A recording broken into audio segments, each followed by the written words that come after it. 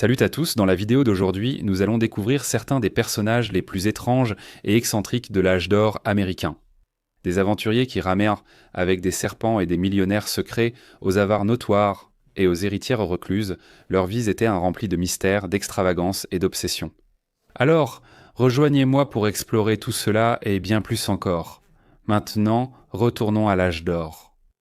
Amy Crocker était une héritière américaine, mystique et aventurière qui a fait sensation par son mode de vie fascinant, sans inhibition et lascif. Elle a dépensé la plupart de sa fortune en voyage et affirmé s'être mariée plus de 12 fois. Mais sa vie n'était-elle faite que de fêtes et de plaisirs, ou bien y avait-il un sombre secret derrière l'histoire de cette héritière excentrique? Rejoignez-moi pour le voir. Amy Isabella Crocker est née dans la ville de Sacramento, en Californie, le 5 décembre 1864. Son prénom était à l'origine orthographié Amy, bien qu'elle ait commencé à l'écrire A-I-M-E dans les années suivantes pour paraître plus avant-gardiste. Elle venait d'une grande famille dans laquelle elle était la 6e de 7 enfants. Elle a reçu une éducation d'élite selon les normes de l'époque. Mais il faut se rappeler qu'il s'agissait d'une société encore en développement en Californie dans les années 1860 et 1870. Les États-Unis n'ont acquis la région du Mexique qu'en 1848 après la guerre américano-mexicaine. La colonisation occidentale massive débute un an plus tard, après la découverte d'or dans la région. L'histoire d'Amy doit être comprise à la lumière de son milieu privilégié. La famille Crocker était extrêmement riche. Son père, Edwin B. Crocker, avocat éminent et homme politique occasionnel de New York, a déménagé sa famille à Sacramento vers 1850, peu de temps après avoir épousé sa seconde femme, la mère d'Amy, Margaret Rhodes, le frère d'Edwin, l'oncle d'Amy, était Charles Crocker, qui devint par la suite l'un des fameux Big Four, les investisseurs qui financèrent la création du premier chemin de fer transcontinental dans les années 1860. Celui-ci posait des voies ferrées de l'Iowa, dans le Midwest, jusqu'à San Francisco, reliant ainsi le réseau ferroviaire américain de l'Atlantique jusqu'au Pacifique. Edwin a agi en tant que conseiller juridique des Big Four dans l'entreprise et a reçu des actions, ce qui a fait de lui un homme extrêmement riche. Lorsqu'il meurt en 1875, Amy n'avait que 10 ans et elle a hérité de 10 millions de sa part, une somme équivalente à plus de 300 millions dans l'argent d'aujourd'hui. Ainsi, pendant toute sa vie, Amy n'a jamais eu à se soucier de l'argent. L'un des aspects les plus marquants de la vie d'Amy Crocker, et certainement celui qui a suscité une abondance de spéculations dans la presse, était sa vie amoureuse tumultueuse et haute en couleurs. Cela a commencé tôt, à l'adolescence. L'attirance d'Amy pour les garçons inquiétait sa mère, qui a rapidement envoyé sa fille rebelle en Europe. Pensant que certaines influences du vieux continent pourraient la guérir de ses maux, cela a eu exactement l'effet inverse. Alors qu'elle fréquentait une école d'élite en Allemagne au début des années 1880, Amy a entamé une aventure avec un prince allemand, ce qui a abouti à sa première demande en mariage. Pourtant, le mariage fut évité lorsque Amy s'enfuit avec un torero espagnol. C'était une première déclaration sur son style de vie libre et sa vie personnelle chaotique. De retour en Californie, après sa première aventure à l'étranger, Amy épousa Richard Porterash en 1882, alors qu'elle n'avait que 17 ans. Il avait 21 ans et était le neveu de David Farragut, le tout premier amiral de la marine des États-Unis et un héros décoré de la guerre de sécession. Mais le mariage fut dramatique dès le début, pendant leur lune de miel. Le train dans lequel ils se trouvaient a déraillé, les obligeant à évacuer les wagons en urgence. Un an plus tard, ils eurent une fille nommée Alma, qui devint la source d'une amère bataille de divorce lorsque leur mariage s'effondra. À la suite des investissements financiers hautement spéculatifs de H et de la perte d'une somme considérable d'argent au jeu au milieu des années 1880, la procédure judiciaire fit la une des journaux nationaux. Finalement, le juge donna raison à Richard, affirmant qu'il était le moins irresponsable des deux parents excentriques d'Alma. Finalement, Alma, dont le nom fut légalement changé en Gladys quelques années plus tard, fut adoptée par la mère d'Amy et principalement élevée par elle. Amy décida de quitter la Californie après l'effondrement de son premier mariage avec Kelta. Elle partit vers l'ouest cette fois en prenant un navire de la Californie vers les îles Hawaï en 1888. Cependant, elle ne faisait pas encore partie des États-Unis. Les hommes d'affaires américains commençaient à jouer un rôle majeur dans ces affaires, principalement pour pouvoir dominer l'industrie des fruits. Voilà. Elle rencontra vite le roi Kalakaua d'Hawaï, dernier roi des îles, surnommé monarque joyeux. Ils se connaissaient depuis 1881 lorsque Amy, qui avait alors 16 ans, avait rencontré le monarque joyeux lors de sa visite d'État à travers l'Europe. Ainsi, Amy fut reçue généreusement à son arrivée à Honolulu et reçut le titre de princesse Palekalani. Le roi lui offrit même une île à elle, bien qu'il s'agisse de l'une des plus petites îles, en grande partie inhabitée, de l'archipel. C'est à Hawaï qu'Amy rencontra et épousa son deuxième mari, Henry Mansfield. Gillig était capitaine de mer, explorateur, magicien à ses heures et chanteur d'opéra. En bref, il était le genre de personnage excentrique et haut en couleur parfait. Pour Amy, se marier rendait la visite à Hawaï autrement scandaleuse. Amy a choqué les nombreux missionnaires venus convertir les autochtones au christianisme. Ayant parié à Honolulu qu'elle courait nue dans le centre-ville, Amy a gagné le pari. Et elle s'est même arrêtée au milieu de sa course pour essayer de convaincre un groupe de musiciens qu'elle a croisés de l'accompagner. Par la suite, les missionnaires ont exigé que le roi l'expulse des îles, ce qu'il a refusé de faire. Finalement, lorsqu'elle est partie, c'était pour qu'elle et Henri partent vers l'Est afin de faire une tournée en Extrême-Orient, bien qu'ils soient revenus à plusieurs reprises à Hawaï. De 1889 à 1894, Amy et son second mari ont vécu une grande odyssée à travers le Pacifique. Cela l'a menée en Chine, au Japon, à Hong Kong, à Bornéo, en Inde et dans de nombreux autres endroits. D'ailleurs, si l'on en croit ses propres récits de ces années, écrits dans ses mémoires et dans plusieurs autres textes qu'elle a rédigés. Personne n'a jamais présenté de preuves montrant qu'elle n'était pas honnête dans ses souvenirs. Ensuite, elle a vécu quelques aventures étranges pendant cette période, échappant à des chasseurs de têtes cannibales dans l'Est. Elle a fait l'expérience de lanceurs de couteaux trop zélés dans la ville de Shanghai en Chine et aurait même survécu à une tentative d'empoisonnement à Hong Kong. Dans la colonie britannique de l'île, elle a également fréquenté une fumerie d'opium et affirme avoir acheté la liberté d'une prostituée.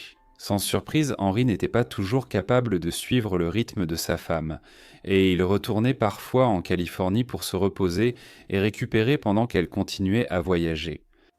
C'est aussi durant ces années qu'elle a commencé à collectionner des objets exotiques tels que perles, pierres précieuses, vases chinois, statues de Bouddha et bien d'autres. Elle est également devenue l'une des premières femmes dissidentes du monde occidental à avoir une série de tatouages. C'était encore une tradition très ancrée dans certaines parties du monde. À la fin du XIXe siècle, Amy et Henry se sont installés au milieu des années 1890.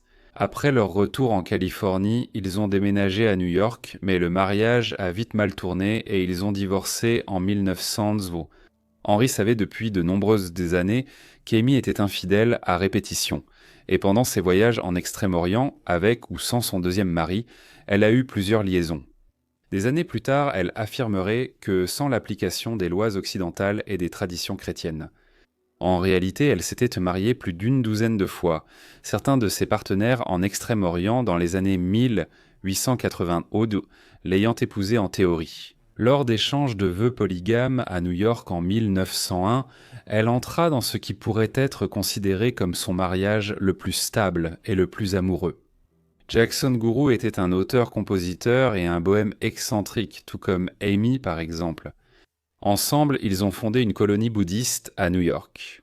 Ce n'est guère une activité inhabituelle pour de nombreux habitants de la Grosse Pomme aujourd'hui, mais cela aurait été très inhabituel pour les observateurs de l'époque. À l'aube du XXe siècle, ensemble, le couple est devenu un duo bien connu. Dans Manhattan, ils assistaient régulièrement à des pièces de Broadway et étaient des proches de certaines figures littéraires de la ville.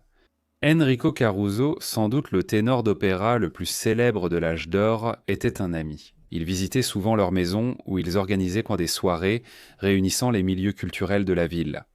Les détails de ces soirées apparaissaient souvent dans les journaux new-yorkais avec des anecdotes croustillantes sur leur vie qui faisaient régulièrement la une des rubriques de potins de la ville. À cause de ce mode de vie, le couple était évité par une grande partie de la haute société new-yorkaise, y compris certains membres de la famille élargie d'Amy. Le public, cependant, était fasciné par cette héritière excentrique qui avait tant d'histoires aventureuses et une foule de jeunes admirateurs masculins. Le Philadelphia Inquirer l'a même désignée comme la femme la plus fascinante de son époque. Amy et Jackson n'ont pas eu d'enfants biologiques, mais ils ont adopté 3 enfants, 2 filles nommées Dolores et Yvonne et un garçon nommé Reginald.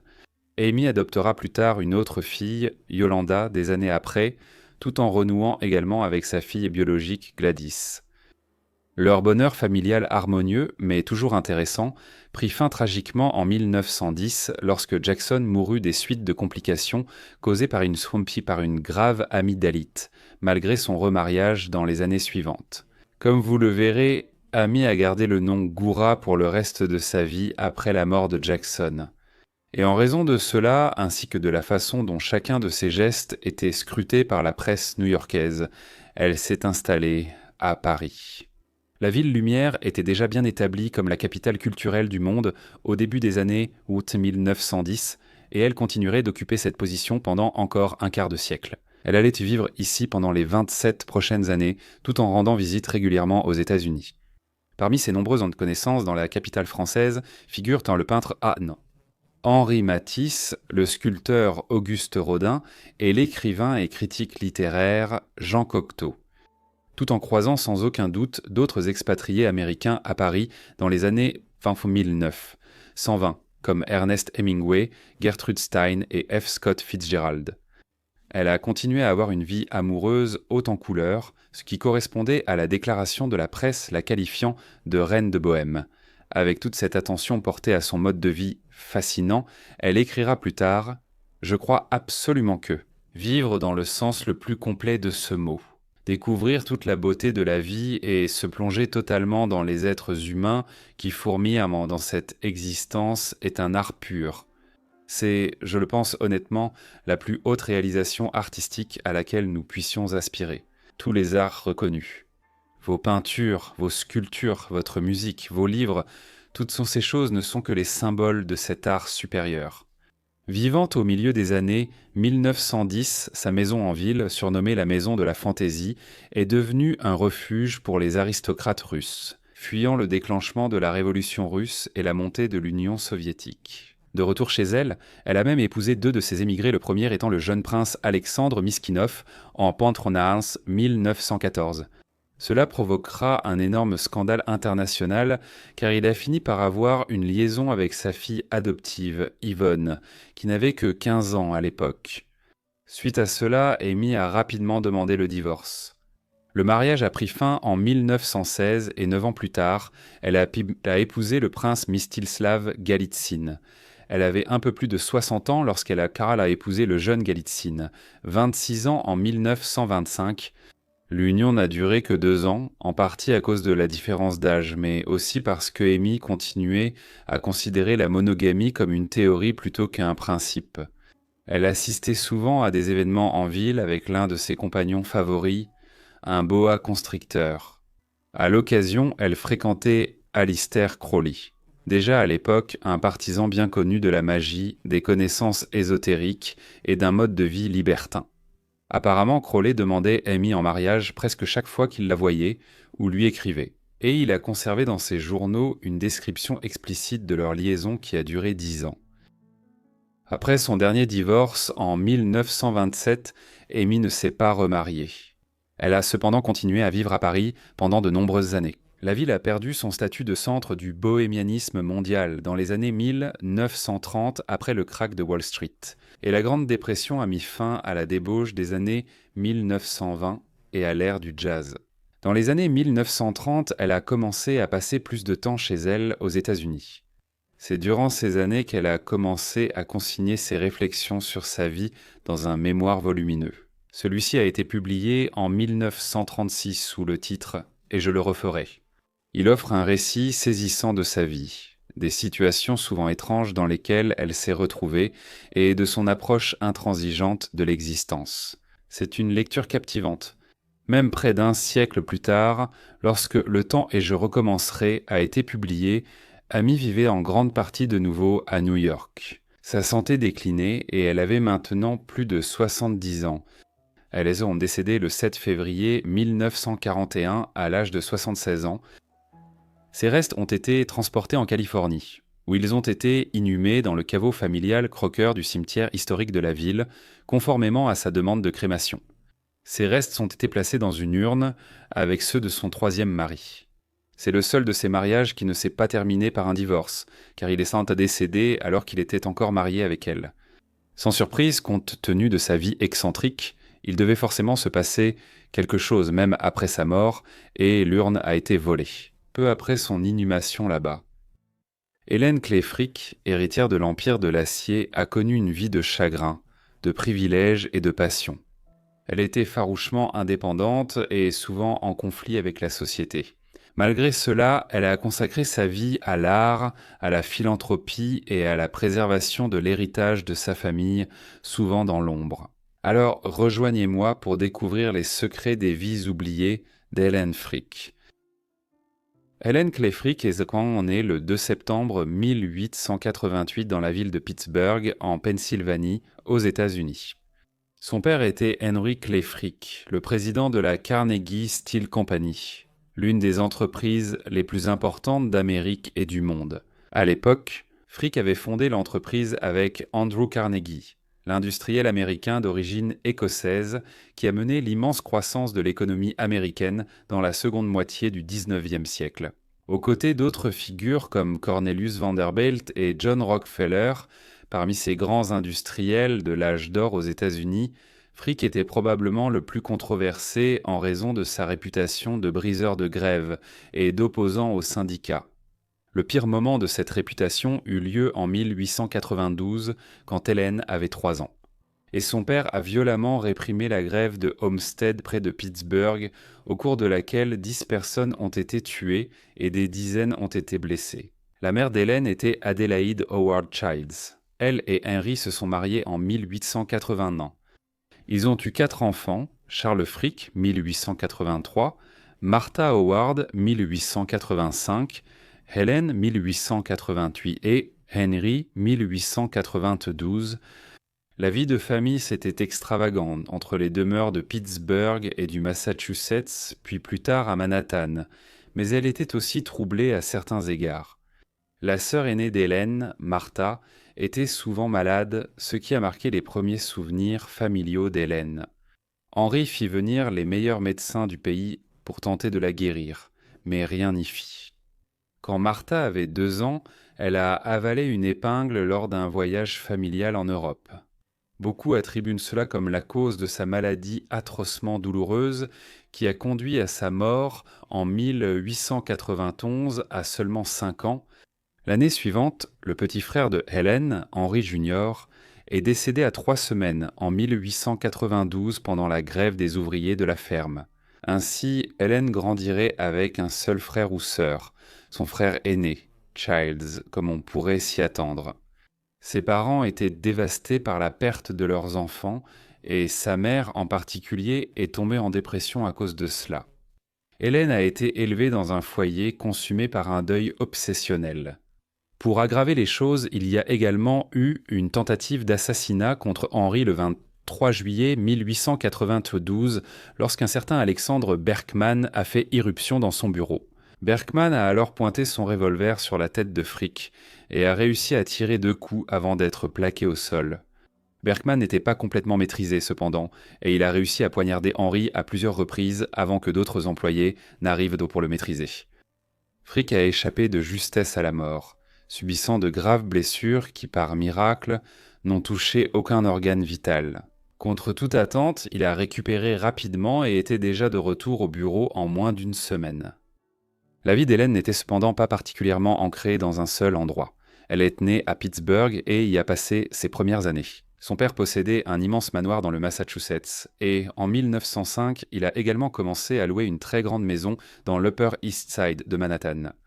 La famille s'est de plus en plus installée dans cette maison, en partie parce que l'alliance commerciale entre Frick et Carnegie s'est détériorée. Dans les années 1890, le père d'Hélène transféra ses activités à New York. Bien que ce déménagement ait été bénéfique pour Henry et qu'il vivait désormais dans le spectaculaire triple palais Vanderbilt, Hélène n'était pas heureuse de ce changement.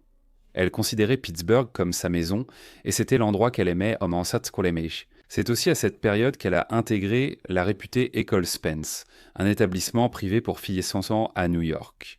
En 1908, Hélène a ébloui la haute société de Pittsburgh lors de sa présentation.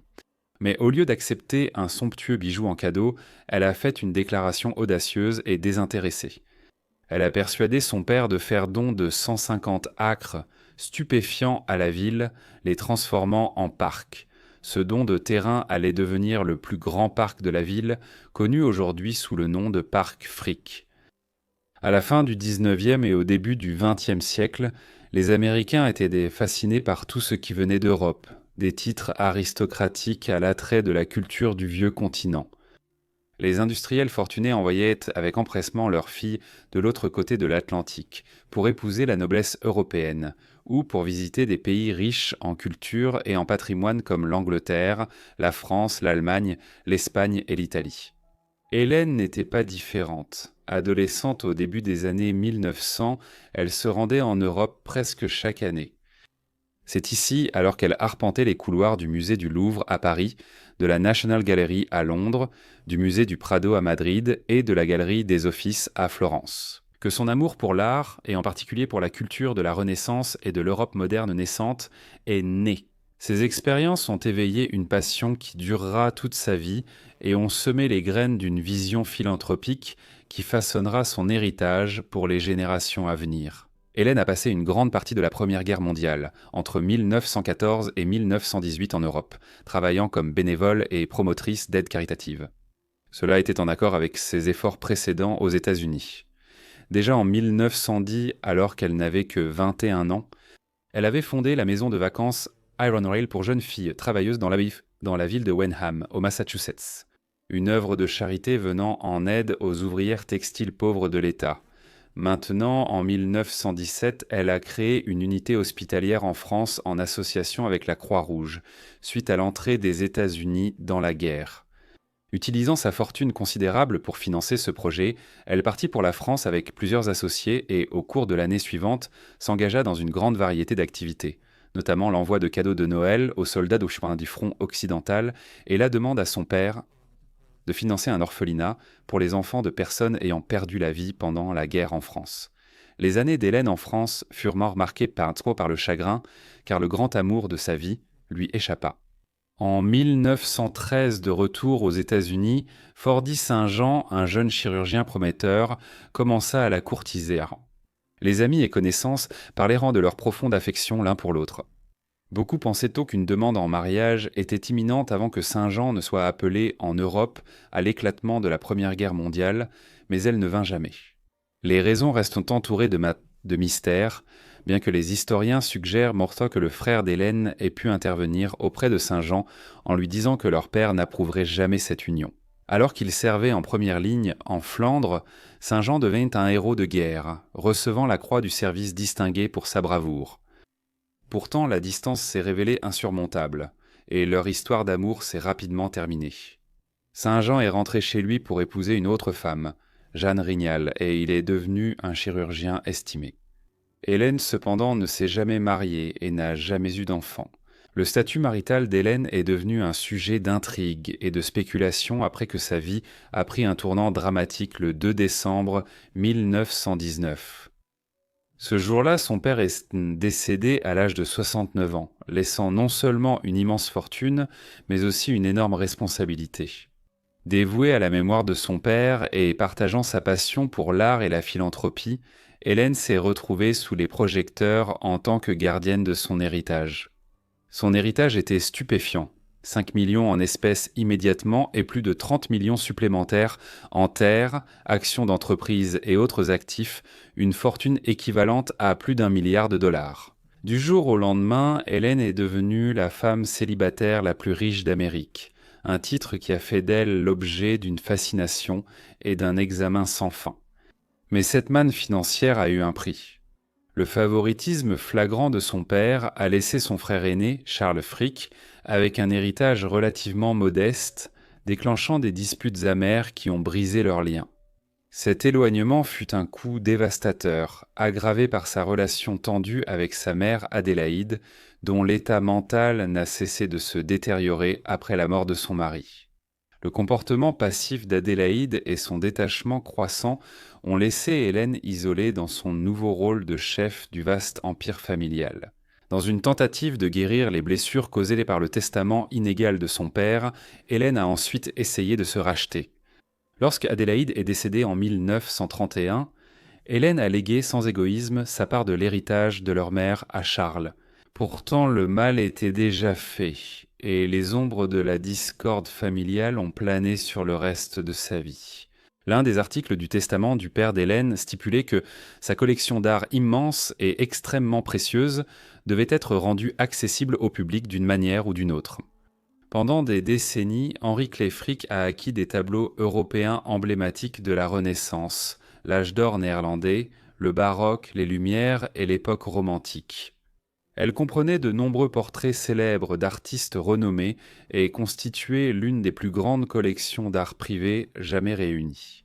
Hélène a rapidement donné suite aux souhaits de son père. En 1920, elle a constitué la collection Frick à Manhattan, dans le manoir de son père sur l'Upper East Side. Après des années de planification et de conservation, la collection a été ouverte au public. En 1935, elle est devenue l'une des 9 administratrices d'origine du conseil d'administration de l'association caritative qui supervisait les opérations, tout en dépensant une partie de sa fortune personnelle pour agrandir la collection, acquérant des œuvres de maîtres telles que Goya, Monet et Piero della Francesca.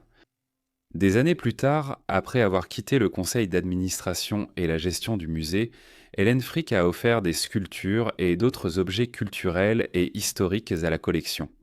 Des dons qui ont permis d'élargir la collection au-delà des seules peintures, Hélène a également joué un rôle dans le développement de la collection Frick en un service d'archives et de documentation. Par exemple, elle a financé la création de la bibliothèque de référence d'art Frick en tant qu'aile des collections Frick, l'une des grandes bibliothèques de New York pour l'étude des beaux-arts. Inaugurée en 1924, elle était un projet qui lui tenait à cœur, puisqu'elle l'a dirigé près de 6 décennies. Elle n'a finalement quitté ses fonctions qu'en 1983, elle pouvait être une superviseuse pointilleuse, et cela pendant de nombreuses années. L'entrée était interdite aux hommes sans veste et cravate. Pourtant, la bibliothèque était devenue l'une des plus grandes bibliothèques d'art au monde et abrite aujourd'hui 150 000 livres, près d'1 demi-million de photographies et environ 50 000 catalogues de vente de collections d'art. Bien que la gestion de la collection Frick et son ouverture au public ait été le plus grand acte de philanthropie d'Hélène, elle s'est engagée dans de nombreuses autres œuvres caritatives. Par exemple, dans les années 1950, elle a fait don de la majeure partie d'un grand domaine qu'elle avait hérité dans le comté de Westchester, à New York, afin de créer le sanctuaire de Westmoreland. Aujourd'hui, il fonctionne comme une réserve naturelle accessible au public, populaire pour la randonnée, avec des camps d'été et une église restaurée du XIXe siècle qui sert de centre de la nature. Chez elle, à Pittsburgh, elle a travaillé avec l'Université de Pittsburgh pour financer la création d'un département des beaux-arts, où des cours étaient dispensés sur l'art européen. Elle a aussi fondé un autre musée dans sa ville natale, le musée d'art Frick. Ce qui distingue cette collection de celle de la Frick Collection à New York, c'est que l'institution de Pittsburgh abrite des tableaux acquis par Hélène elle-même, et non par son père. Notamment des œuvres de Claude Monet et Pierre-Paul Rubens. Comme mentionné, Hélène ne s'est pas mariée et n'a pas eu d'enfant. Au lieu de cela, elle s'est consacrée à ses passions et a redonné à la société. Cela a continué tout au long de sa vie et elle a même financé un bâtiment des beaux-arts à l'université de Pittsburgh, mais sa relation avec l'université allait plus tard se détériorer. Lorsqu'ils ont commencé à employer des Allemands, Hélène avait développé un préjugé tenace contre le peuple allemand à la suite de ses expériences en France pendant la Première Guerre mondiale. Le financement de ce bâtiment et d'autres institutions par Hélène s'est fait de plus en plus discrètement à partir des années 1940. Signe de sa nature humble et de la discrétion avec laquelle elle menait ses œuvres caritatives, cela se reflétait dans sa vie privée à mesure qu'elle vieillissait. On voyait rarement Hélène en public, elle n'assistait qu'occasionnellement aux grands événements mondains de New York. Et elle passait plutôt la plupart de son temps dans sa ville natale de Pittsburgh, où elle vivait au manoir Clayton. Sa vie pouvait sembler recluse à certains, surtout parce qu'elle ne recherchait ni la lumière sociale ni la reconnaissance publique, mais il serait sans doute exagéré de dire qu'elle était une recluse. Hélène Frick était simplement une femme âgée qui préférait une existence privée, loin des regards indiscrets de New York. Elle avait une forte aversion pour l'art moderniste et peu de raisons d'assister à des expositions ou événements à New York présentant des œuvres qu'elle n'aimait pas. Hélène Frick est finalement décédée à Pittsburgh le 9 novembre 1984 à l'âge de 96 ans, car elle n'avait pas eu d'enfant elle-même. Sa succession, qui avait été considérablement réduite en raison de ses actions caritatives, mais restée néanmoins très importante, a été en grande partie transmise à ses nièces et neveux, ainsi qu'aux petits-enfants de son frère Charles. L'héritage durable d'Hélène est la collection Frick à New York, qui est visitée par plus de 300 000 personnes chaque année, et constitue l'un des joyaux cachés de New York. Le Frick Pittsburgh est un ensemble de musées centrés autour de Clayton et du musée d'art Frick, dont la plupart célèbrent la philanthropie d'Hélène et qui attirent eux-mêmes plus de 100 000 visiteurs par an. Un jour de 1907, Ida Wood décida de s'enfermer dans une chambre d'hôtel à New York, où elle allait rester pendant les 24 années suivantes. Ce qui était étrange, c'est qu'elle avait été l'une des mondaines les plus célèbres et l'une des femmes les plus riches de Manhattan. Alors comment expliquer ce mystère ? Rejoignez-moi pour le découvrir. Ida Mayfield Wood, aujourd'hui connue sous ce nom, est née Ellen Walsh en Angleterre le 14 janvier 1838. Son père était Thomas Walsh, un colporteur irlandais, tandis que sa mère était une Anglaise nommée Anne Crawford. Le père d'Hélène était l'un des millions d'Irlandais ayant quitté l'Irlande entre 1830 et 1870, fuyant la pauvreté et la misère, aggravée par la grande famine de la pomme de terre des années 1840. Au début, ils ont déménagé en Angleterre, mais ils n'y sont pas restés longtemps.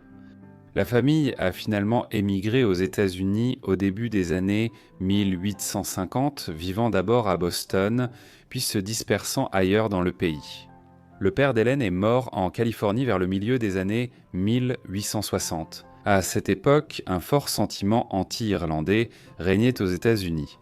L'importante migration irlandaise, leurs différences sociales perçues et leur catholicisme romain exposaient les Irlandais à une large xénophobie.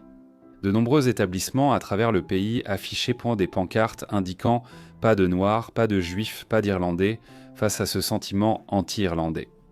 Hélène a décidé, jeune femme, de changer son nom en Ida Mayfield.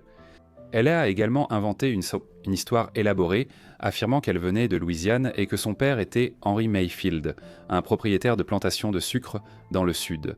Peu de temps après son arrivée à New York, Ida s'est intéressée à Benjamin Wood, le rédacteur en chef du New York Daily News, un journal new-yorkais fondé par Gédéon Tucker, un avocat et homme politique, en 1855. Tucker a ensuite vendu le journal à Fernando Wood, riche homme d'affaires et marchand, maire de New York en 1855. En 1857, lors de son second mandat, il achète le New York Daily News et nomme aussitôt son frère Benjamin rédacteur en chef. C'est grâce à ce poste que Benjamin a acquis une certaine notoriété publique, et cela a suffi à attirer l'attention d'Ida. La ligne éditoriale du journal, sous la direction de Wood, était controversée, surtout rétrospectivement, affirmait-on, en faveur du maintien de l'esclavage dans les États du Sud et de leur droit à quitter l'Union si le Nord persistait à vouloir l'abolir. Un développement qui a abouti au déclenchement de la guerre de sécession en 1861. Le fait qu'Ida ait développé un intérêt pour Wood au cours de ces années est probablement un bon indicateur de ses propres penchants politiques. S'étant intéressée à Wood, Ida a commencé à lui écrire des lettres non sollicitées. Son intérêt éveillé, il lui répondit, et ils se rencontrèrent d'un bientôt, entamant une relation, bien que Wood soit marié. Ce furent des années turbulentes, car le New York Daily News fut fermé par le gouvernement de l'Union lorsque la guerre civile éclata en 1861. Malgré cela, Ida poursuivit sa liaison avec Wood, et lorsque sa femme mourut en 1867, elle épousa Wood. D'abord comme sa maîtresse, puis comme son épouse, Ida fut propulsée au premier plan de la vie mondaine new-yorkaise. À noter que le New York Daily News fut rétabli vers la fin de la guerre de sécession, alors que la victoire de l'Union paraissait de plus en plus assurée. Et Wood n'était pas seulement rédacteur en chef de ce grand journal, il fut aussi 3 fois membre du Congrès américain. Il a occupé un siège au Sénat des États-Unis pour l'État de New York, pendant 2 mandats. Malgré les opinions politiques controversées de son mari vers 1850-1860, les Wood restaient une des principales dynasties politiques new-yorkaises à l'âge doré. Et Ida a côtoyé à l'occasion des personnalités telles que le président Abraham Lincoln, le prince de Galles et futur roi Édouard VII, ainsi que la famille élargie du président Ulysses S. Grant. Le mariage d'Ida et Benjamin était aussi unique car ils ont inventé une fille durant des décennies. Le couple affirmait avoir une fille prénommée Emma, qui serait née avant leur mariage. Cependant, Emma était en réalité une sœur cadette d'Ida. Les raisons précises de cette tromperie restent bien floues, probablement liées aux efforts d'Ida pour cacher ses origines irlandaises. Benjamin savait d'où venait réellement sa 3e épouse et a accepté de dissimuler la tromperie. Emma jouera un rôle dans la vie étrange d'Ida plus tard, comme nous allons le voir dans un instant.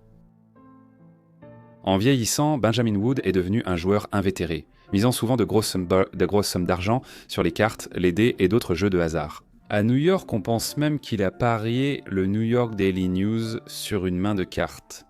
Heureusement, il a gagné et a gardé le contrôle du journal, mais il a dû faire face à son comportement imprudent. Ida a commencé à gérer une grande partie de ses finances dans les années 1880 et 1890 pour éviter que son mari délinquant ne les perde au jeu. Cela signifiait qu'Ida est devenue une femme très riche à la fin du XIXe siècle, profitant de la carrière politique et commerciale de Benjamin. Lorsqu'ils se sont mariés en 1867, Ida n'avait pas encore atteint ses 30 ans tandis que son mari approchait la cinquantaine. Sans surprise, il est donc décédé bien avant elle, s'éteignant le 21 février 1900 à New York. Malgré son passé douteux pendant la guerre, au début des années 1860, Woods avait été entièrement réhabilité par la suite. Et dans les années 1880, il avait servi comme l'un des grands électeurs présidentiels pour l'État de New York. En conséquence, ses affaires avaient de nouveau prospéré. Et lorsqu'il est mort en 1900, Benjamin a laissé Ida. Une fortune d'environ 2 millions, une somme équivalente à plus de 75 millions dans l'argent d'aujourd'hui. Ida ne se remarierait pas. Elle a d'abord consacré son énergie au New York Daily News, tentant de maintenir le journal comme Benjamin l'avait laissé, devenant même rédactrice en chef en 1900 et 1901. Cependant, dans un monde où il restait très difficile pour les femmes d'obtenir le respect de leurs homologues masculins en affaires, Ida se lassa rapidement de ce défi. Et en 1901, Ida vendit le Daily News pour plus de 250 000 $, augmentant ainsi davantage sa fortune personnelle. On sait peu de choses sur la vie d'Ida Wood entre 1901 et 1907. Elle vécut tranquillement jusqu'à un mois étrange en 1907 qui la poussa à se cacher durant des années. Un jour, Ida commença à retirer de grosses sommes d'argent de ses comptes bancaires et d'autres avoirs à New York. Au total, elle retira environ 1 million, ce qui représentait à l'époque environ 40% de sa fortune. Ensuite, elle, sa sœur Marie et sa prétendue fille Emma louèrent une suite de 2 pièces à l'hôtel Herald Square. Vous n'y penseriez sûrement pas. Mais pour une raison quelconque, la femme décida de rester dans les chambres 551 et 552 pendant un quart de siècle. On ne sait pas grand-chose des années qu'Ida et ses 2 sœurs ont passées dans les suites 551 et 552 de l'hôtel Herald Square. Bien que ce fût l'un des hôtels les plus huppés de New York, cela restait un espace restreint pour que 3 femmes y passent à la fin de leur vie. De plus, elles n'autorisaient pas le personnel de ménage à entrer dans la chambre. À la place, elles n'interagissaient avec les femmes de chambre qu'à la porte afin de recevoir les livraisons, faire enlever les ordures et autres objets ou faire changer les draps. Sinon, le personnel et les directeurs laissaient les clientes riches et névrosées à leurs occupations. Et elles y sont restées, cachées de la société pendant des décennies, au fil des années. Les femmes furent soit complètement oubliées, mais à mesure que leurs vies s'écoulaient et prenaient fin, Leur étrange histoire refaisait surface. Emma est décédée en 1928 à l'âge de 71 ans dans un hôpital de New York, avant son décès. Les sœurs étaient encore relativement lucides malgré les années d'isolement, et elles se sont rendues compte qu'elle avait besoin de soins médicaux à cette période. On a appris qu'elle était née en 1857, vers le moment où Ida, à 19 ans, s'intéressait à Benjamin Wood. 3 ans plus tard, en mai 1931, l'autre sœur d'Ida, Marie, est également tombée malade. Quand Ida, 93 ans, a enfin sollicité une aide médicale auprès du personnel de l'hôtel, il était déjà trop tard. À leur arrivée, les médecins ont trouvé Marie morte sur un canapé. En entrant dans la suite, ils ont découvert des scènes horribles. Malgré sa richesse, Ida vivait depuis des années dans un désordre misérable. Dans les semaines qui ont suivi, les autorités ont tenté de découvrir ce qui était arrivé à l'une des plus riches héritières de New York du XXe siècle. Disparue en 1907, elle fut retrouvée 24 ans plus tard, recluse dans une chambre d'hôtel à New York. À ce moment, Ida n'était plus assez lucide pour expliquer pourquoi elle, Mary et Emma avaient pris leur décision en 1907 et elle a été déclarée incompétente psychologiquement quelques mois plus tard, autant qu'on le sache. Ida avait pris sa décision au plus fort de la crise bancaire de 1907 appelée la panique de 1907, estimant que son argent n'était plus en sécurité en banque et retirant tout ce qu'elle pouvait. Pourquoi Emma, Mary et elle avaient donc choisi de s'enfermer dans une chambre d'hôtel qu'elles ne quittaient presque plus restait en partie un mystère. Mais il faut considérer qu'Ida fuyait la société et son jugement au sens métaphorique. Elle a changé d'identité et de nom toute sa vie. En 1907, elle a simplement décidé de s'enfuir en personne aussi. Après la mort de Mary, Ida a été transférée à un autre étage dans une autre suite malgré ses protestations. Sa chambre en décomposition a été vidée puis rénovée. Le personnel trouva bientôt des malles de ses affaires et de l'argent oubliés depuis longtemps sous clé. En 1907, elle s'est décédée peu de temps après sa sœur, le 12 mars 1932, à l'âge de 94 ans, d'une pneumonie bronchique. À la mort d'Ida, au début des années 1930, un problème d'héritage a surgi, car elle n'avait pas laissé de testament. Ainsi, il y avait une grande fortune qu'elle avait laissée derrière elle et qui restait à réclamer. D'abord des dizaines, puis des centaines de personnes ont tenté d'en réclamer une part ou la totalité. Par conséquent, lorsqu'un procès s'est ouvert en 1937 pour tenter de résoudre le problème, 1103 personnes ont revendiqué être l'héritier d'Ida, dont 616 se sont présentées au tribunal avec un avocat. Au cœur de ce cirque judiciaire se trouvait le passé mystérieux d'Ida, car elle avait inventé la grande majorité de son histoire personnelle. Des centaines ont affirmé être ses proches, nombreux se présentant devant le tribunal à New York, venant de Louisiane. Une histoire que l'on sait aujourd'hui inventée, mais à laquelle beaucoup croyaient encore dans les années 1930.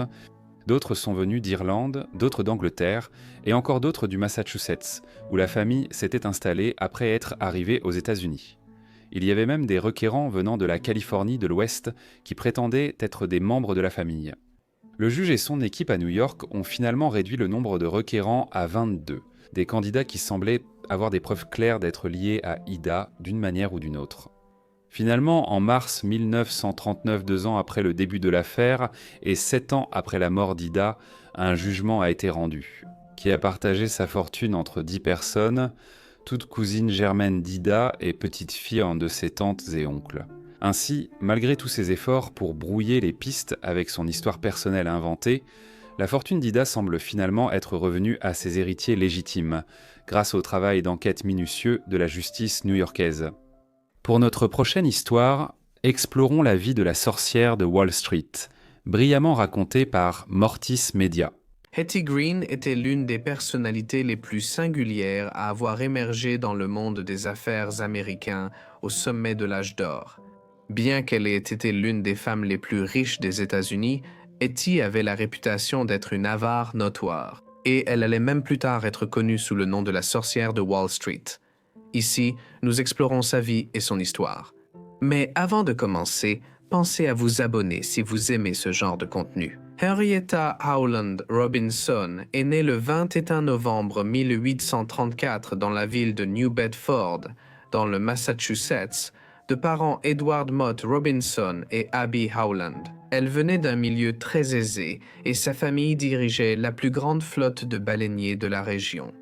Ils étaient également impliqués dans le commerce américain avec la Chine, à une époque où ce commerce était fortement protégé et où seul un nombre limité de personnes étaient autorisées à y participer. Entourée de gens d'affaires pendant toute sa jeunesse, elle s'est rapidement impliquée elle-même dans ce milieu. Enfant, elle a commencé à lire des rapports boursiers et des journaux financiers. Et à l'âge de 13 ans, elle travaillait déjà comme comptable pour l'entreprise familiale. Dès l'enfance, on lui a appris la frugalité et l'intérêt pour l'argent.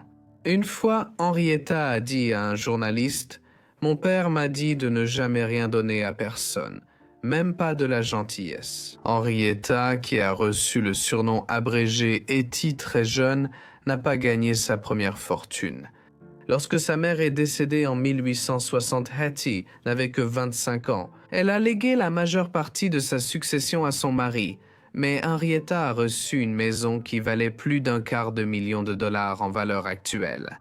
Par la suite, son père a diversifié les affaires familiales, investissant dans des compagnies maritimes de New York et achetant des obligations d'État, qui rapportaient le taux incroyablement lucratif de 6% d'intérêt par an. Le pays venait tout juste de sortir de la guerre de sécession et il y avait beaucoup d'argent à gagner dans la reconstruction de l'économie.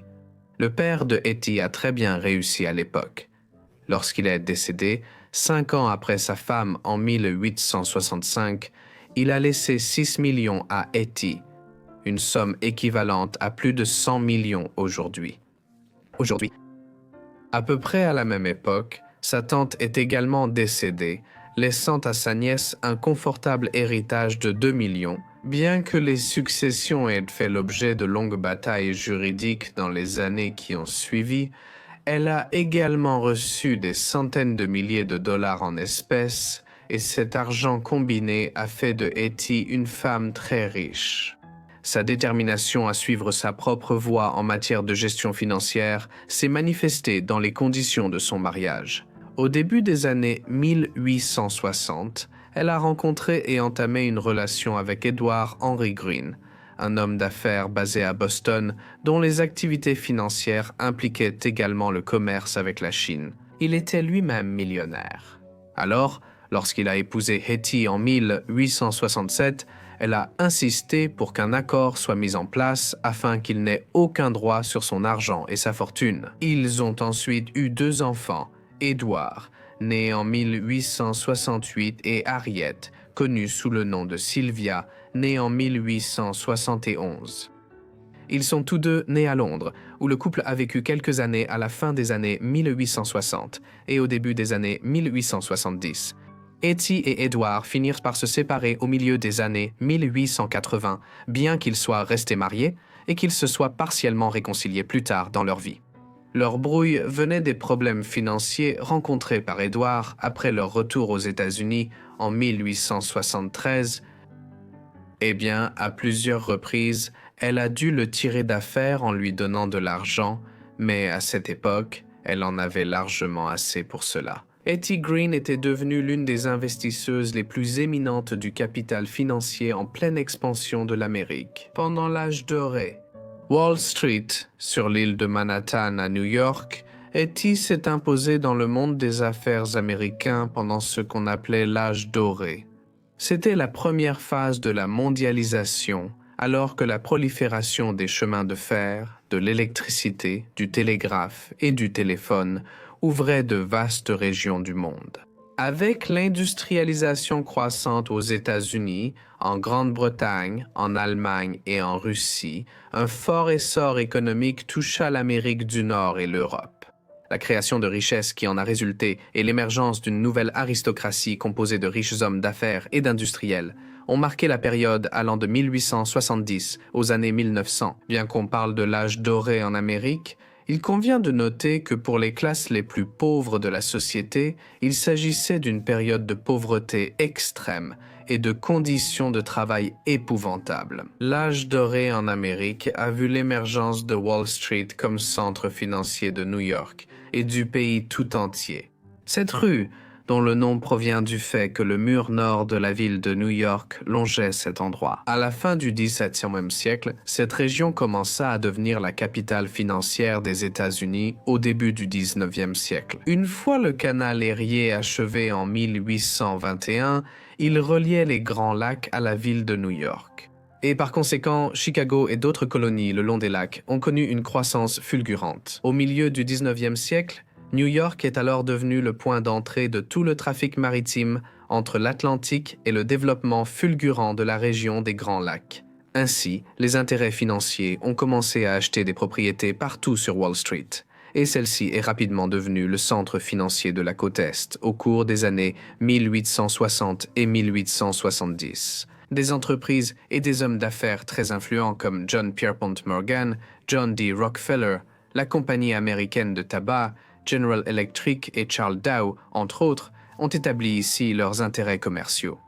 Par conséquent, Wall Street est entrée dans une période où la simple mention de son nom est devenue synonyme de finances et d'affaires américaines.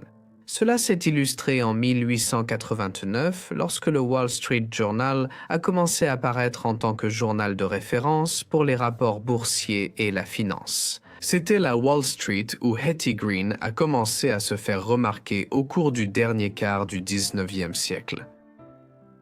Même lorsque les Green vivaient à Londres, Hetty avait commencé à investir dans des obligations américaines négociées à Wall Street. Au départ, elle investissait les intérêts accumulés provenant de la succession que son père lui avait laissée, alors qu'elle réinvestissait cet argent dans des obligations ferroviaires à une époque où le pays était rapidement relié par des lignes de chemin de fer. Elle acheta également une grande quantité de billets verts.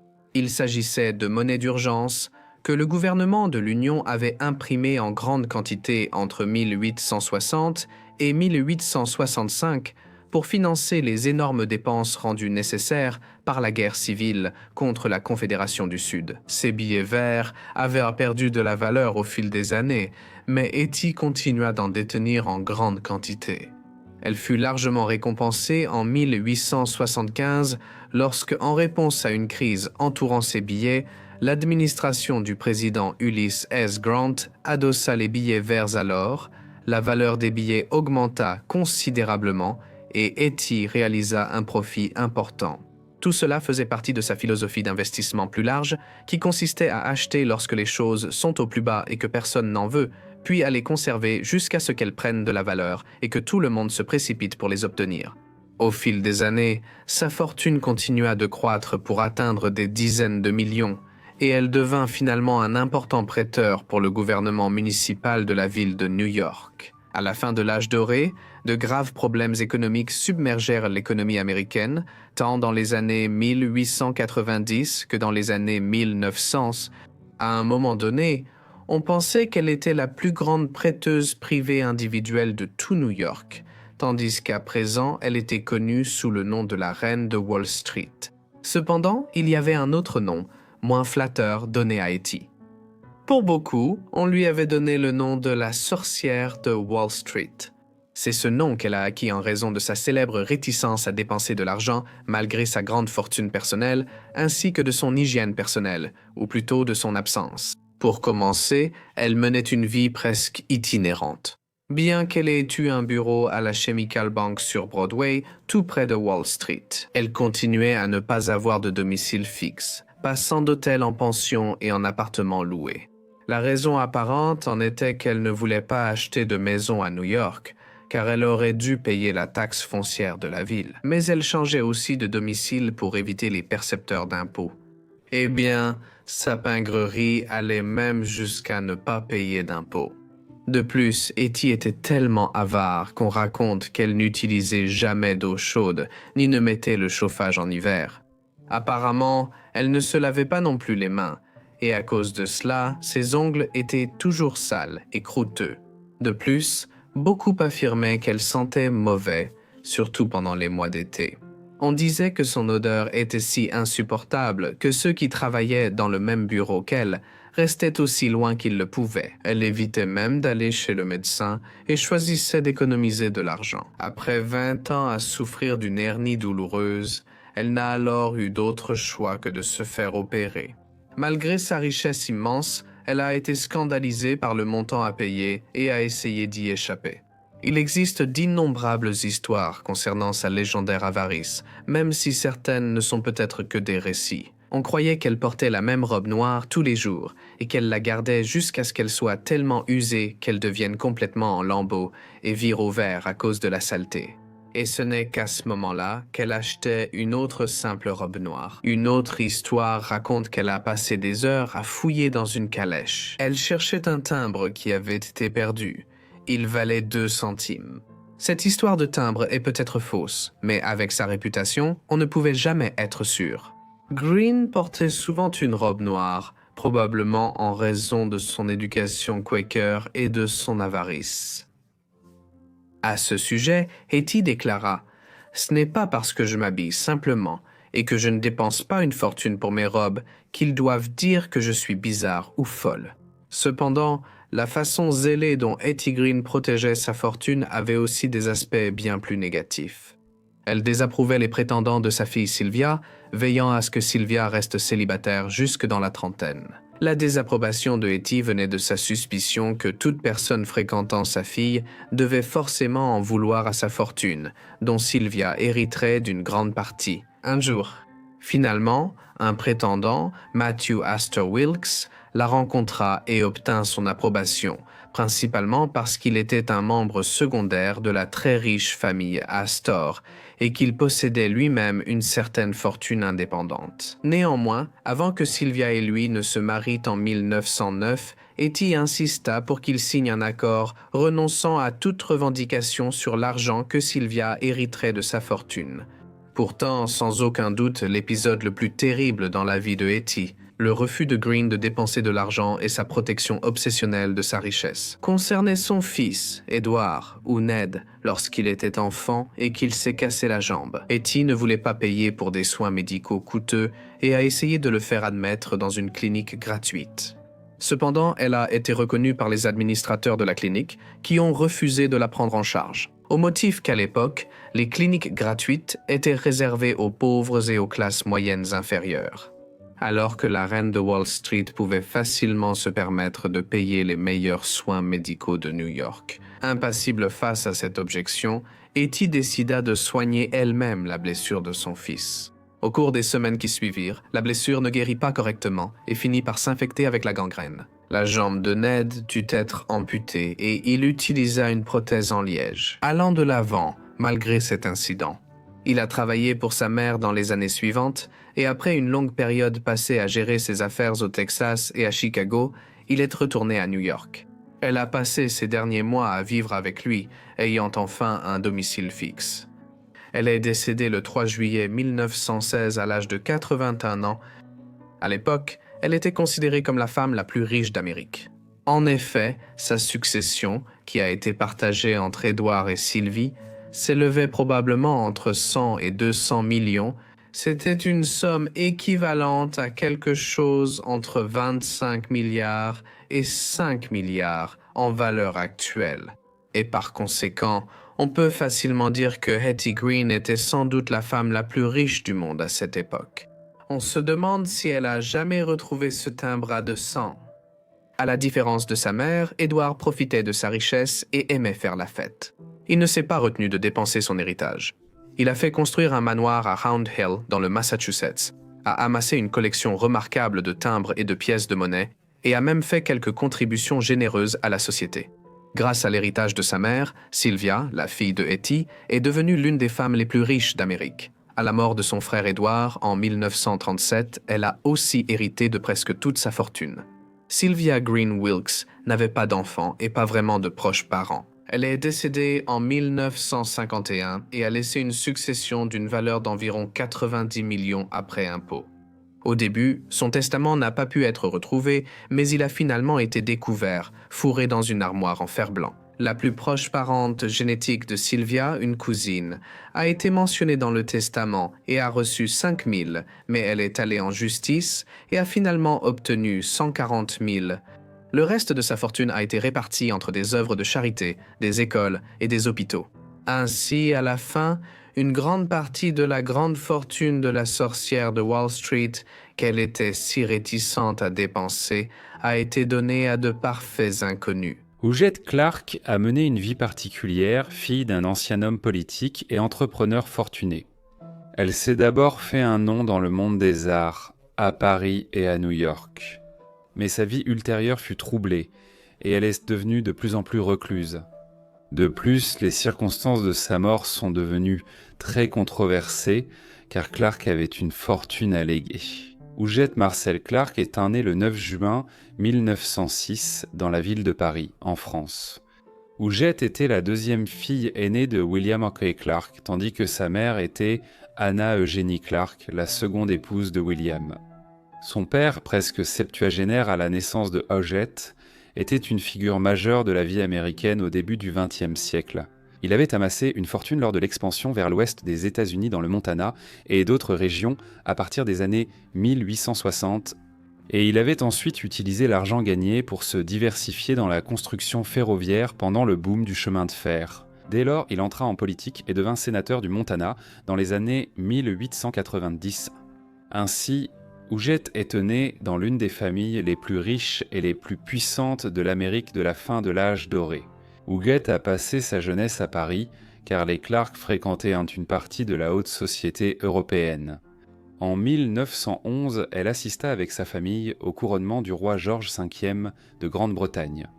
Cependant, elle fut rapidement renvoyée en Amérique pour être éduquée à la Spence School, une école privée pour filles à Manhattan, New York, au début des années 1910. Elle vivait avec plusieurs membres de sa famille dans la maison de la 5e avenue, un immense bâtiment de 6 étages et 121 pièces, alors considérée comme la plus grande résidence privée de New York. À sa naissance, en 1906, Ougette avait de nombreux frères, sœurs et demi-frères. Son père avait eu 7 enfants de son premier mariage, et bien que 2 d'entre eux soient alors morts en bas âge, 5 ont survécu à l'enfance, même si un autre, Paul Clark, est décédé à la fin de son adolescence en 1896. Ougette avait ainsi 4 demi-frères et sœurs, Marie, Charles, Catherine et Guillaume, tous âgés de 30 à 40 ans de plus qu'elle. De plus, Ougette avait une sœur germaine, Andrée, qui était née 4 ans avant elle, mais qui est également morte jeune de la méningite, en 1919. La situation familiale était significative, car le patriarche de la famille vieillissait et sa fortune serait bientôt héritée par ses enfants.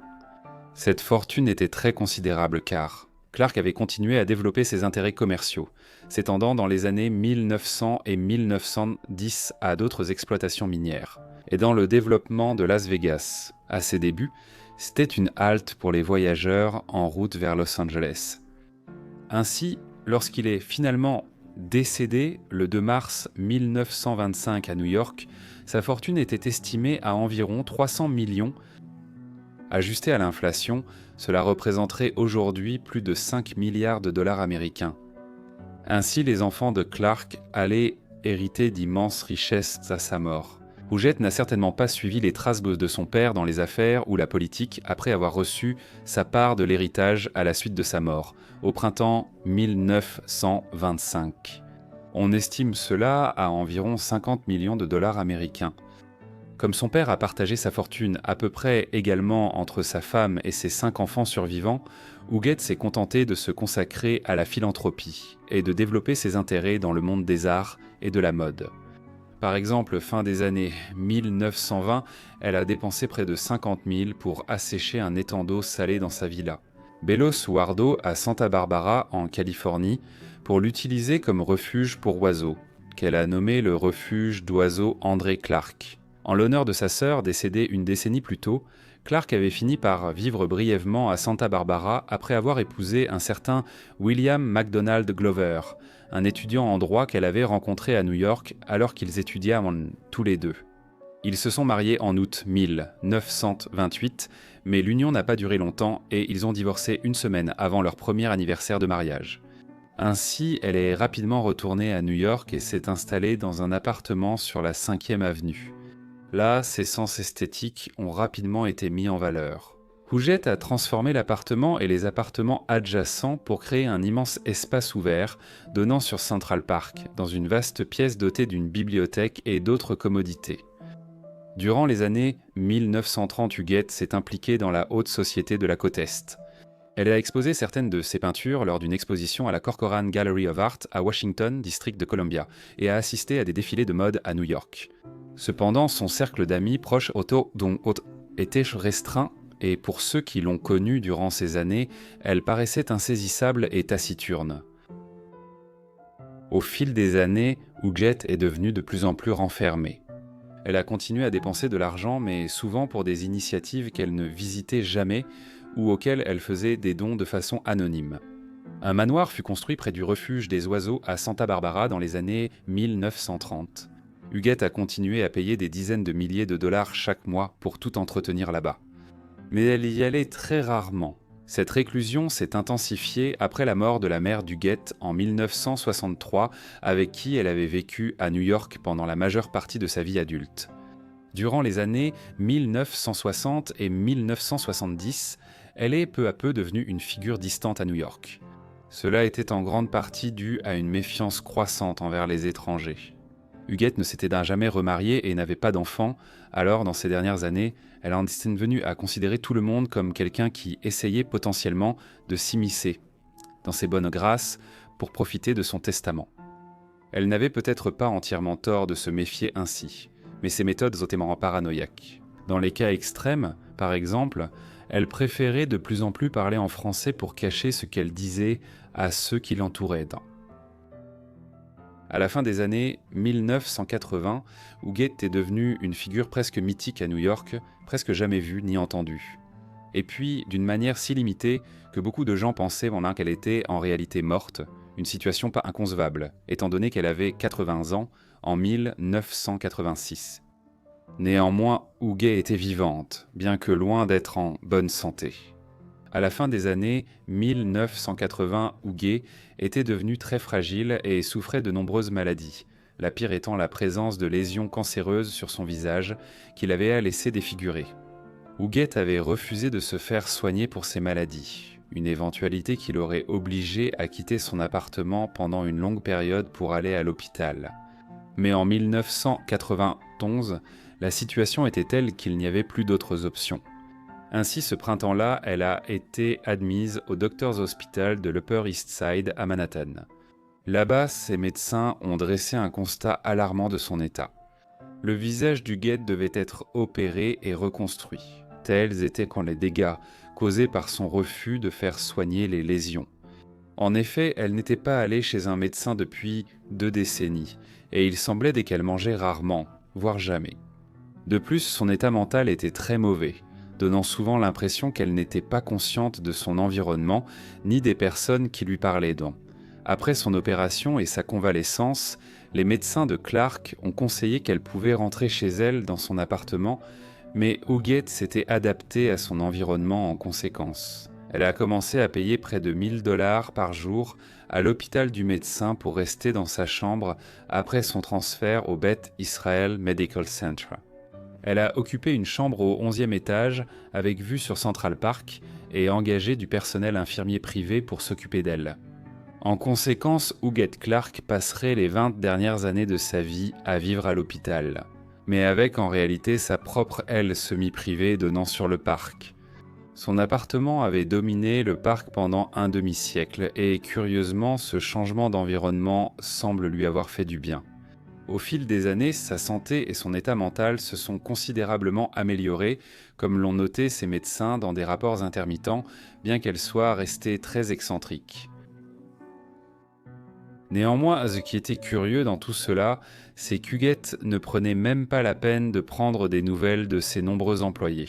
Depuis son appartement sur la 5e avenue, le domaine à Santa Barbara en Californie, ou le manoir qu'elle avait acheté dans les années 1950 dans le Connecticut, mais où elle n'avait jamais réellement vécu. Dans ces différentes résidences, les membres du personnel continuaient eux de recevoir leur salaire et poursuivaient leur travail pour entretenir les propriétés. Mais ils n'avaient aucune idée de l'endroit où se trouvait leur employeuse, ni de ce qui lui était arrivé. Pendant ce temps, Huguette travaillait sans relâche et dépensa la plupart de sa fortune avant sa mort. Des sommes considérables étaient offertes en cadeau à des particuliers. Une amie proche de longue date a reçu 10 millions. Cela a peut-être été fait dans les règles, mais le fait que l'une des infirmières privées d'Huguette au Beth Israel Medical Center, Hadassah Perry, ait reçu plus de 30 millions en espèces, en legs et en cadeaux, laisse penser qu'il y avait un certain élément d'exploitation. D'un autre côté, il était difficile de ne pas recevoir de cadeaux d'Huguette dans ces dernières années. Une fois, elle a donné 25 000 au réparateur qui avait réparé sa télévision dans sa chambre d'hôpital. Huguette est finalement décédée le 24 mai 2011 à l'âge de 104 ans. Une controverse immédiate a entouré sa fortune et sa succession. Par exemple, il a été révélé que Huguette possédait plusieurs tableaux de grande valeur, réalisés par de nombreux peintres impressionnistes français, célèbres du 19e et du début du 20e siècle, tels qu'Edgar Degas et Claude Monet. Certains de ces tableaux avaient disparu de ses demeures pendant les années où elle résidait à l'hôpital. Cependant, la plus grande controverse entourant le testament d'Huguette concernait la répartition de la fortune de 300 millions qu'elle possédait au moment de sa mort. À l'origine, un testament a été présenté au tribunal, qui montrait qu'Huguette avait souhaité donner environ les 3/4 de sa fortune à diverses œuvres de charité. Environ 30 millions ont ensuite été réservés à son infirmière privée, Hadassah Perry, en plus des quelques 30 millions de dollars de cadeaux et d'argent qu'Huguette lui avait accordé de son vivant. D'autres dispositions prévoyaient un legs à sa filleule Wanda Steiker ainsi que des paiements en espèces à certains de ses domestiques de longue date dans son appartement de la 5e avenue. Mais il a rapidement été révélé qu'avant la finalisation de ce testament, Huguette avait en réalité signé un tout autre testament. Quelques semaines plus tôt, il différait radicalement du second testament finalement certifié. Le premier testament avait permis à Huguette de léguer la majeure partie de sa fortune à sa famille élargie en 2011. La plupart d'entre eux étaient des petits-neveux et des petites-nièces, ou même des parents encore plus éloignés, dont certains qu'Huguette n'avait jamais rencontrés, et dont beaucoup parmi les plus âgés n'avaient pas été vus par elle depuis les années 1950. Néanmoins, Huguette avait au moins temporairement envisagé de leur léguer la grande majorité de sa fortune. Lorsque l'existence d'un premier testament, rapidement modifié pour déshériter sa famille élargie, a été révélée, les proches d'Huguette ont fait appel aux tribunaux. Leurs arguments étaient en clair. Huguette, très âgée et au psychisme incertain, aurait été forcée par son infirmière et d'autres à changer son testament dans ces dernières semaines, pour se désigner comme bénéficiaire et les déshériter.